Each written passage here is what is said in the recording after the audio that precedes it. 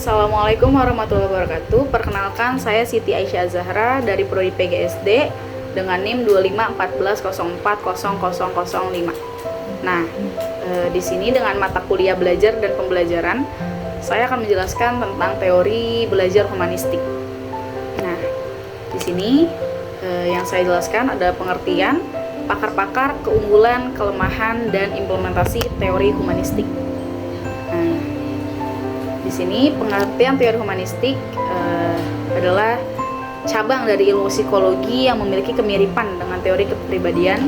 Teori ini berkembang pada sekitar tahun 1950-an sebagai pendekatan respon behaviorisme dan psikoanalisis oleh Sugiarto 2013. Setelah itu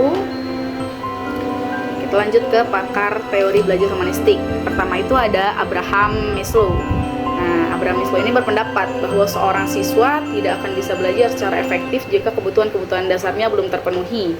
Oleh karena itu, menciptakan lingkungan belajar yang aman, penuh penghargaan dan mendukung perkembangan emosional siswa sangat penting agar mereka dapat fokus pada proses pembelajaran dan mencapai tingkat aktualisasi diri.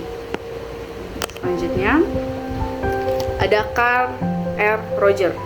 Nah, Roger adalah tokoh utama psikologi humanistik yang percaya bahwa setiap individu memiliki kemampuan alami untuk belajar, memahami, dan memecahkan masalah.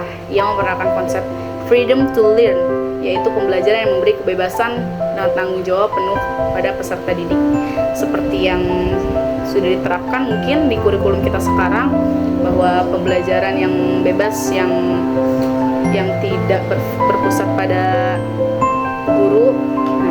Nah, di sini mungkin berbanding terbalik dengan Abraham Maslow. Roger percaya bahwa individu memiliki kemampuan alami, berarti dari keturunan. Carl Roger ini berpendapat. Nah, lanjut kita ke Arthur Holmes. Nah, Arthur Holmes menekankan pentingnya pemahaman guru terhadap peserta didik dari sudut pandang mereka sendiri.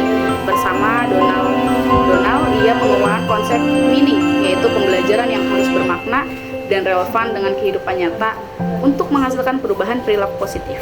Nah, di teori ini juga berarti termasuk ke kurikulum kita yang sekarang.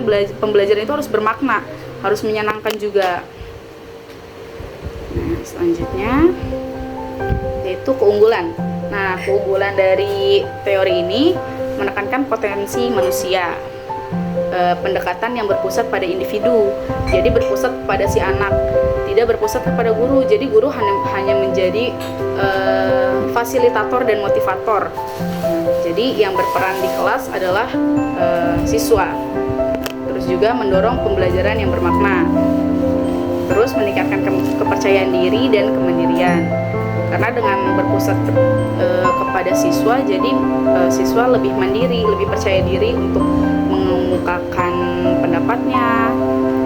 Setelah itu ada menumbuhkan motivasi intrinsik. Jadi motivasinya itu tumbuh dari dalam dirinya dia sendiri, tidak dipicu dari luar, eksternal. Jadi dia muncul dari dalam diri sendiri. Dengan dia seperti itu, dia mungkin lebih semangat lagi dalam melakukan belajar dan pembelajaran.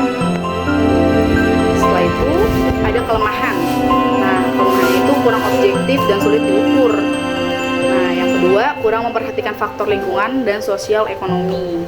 Nah, kalau udah kita fokus sama individunya aja kan, jadi kita gak fokus sama lingkungan, sama sosial ekonominya, karena kita berpusatnya sama individu aja gitu. Nah, terus tidak semua individu siap untuk aktualisasi diri. Nah, kan anak itu kan berbeda-beda ya. Jadi kita nggak bisa memaksakan anak itu harus dengan teori, harus belajar dengan mandiri gitu. Karena kan juga ada anak yang memang harus dibimbing seperti apa gitu. Nah, terus juga kurang memberi panduan konkret dalam pembelajaran, dan terakhir cenderung idealistis. Nah, setelah itu implementasinya. Nah, kalau di implementasi ini tuh di sekolah, guru itu sebagai fasilitator, bukan pusat belajar. Yang tadi sudah dijelaskan bahwa guru itu menjadi pendamping di kelas, jadi motivator dan fasilitator, bukan yang di depan ngomong seterusnya dari awal sampai akhir, karena kan anak-anak juga akan bosan gitu. Nah, yang kedua itu menekankan pengalaman belajar yang bermakna. kebebasan atau tanggung jawab pada siswa. Jadi anak-anak tuh dibebaskan, bukan dibebaskan berarti anak-anak dibiarin seperti apa, enggak, tetap dengan pengawasan guru. Kebebasan di sini itu seperti berpendapat, seperti belajar, seperti itu. Terus terakhir, lingkungan belajar yang mendukung mengembangkan emosional. Nah, itu implementasinya. Terakhir ada kesimpulan. Dari yang saya pelajari dari teori belajar humanistik ini adalah setiap individu itu memiliki kemampuan untuk berkembang, belajar dan menemukan makna hidupnya apabila diberi kesempatan, kebebasan dan dukungan yang manusiawi. Mungkin itu saja yang bisa saya jelaskan, kurang lebihnya mohon maaf. Wassalamualaikum warahmatullahi wabarakatuh.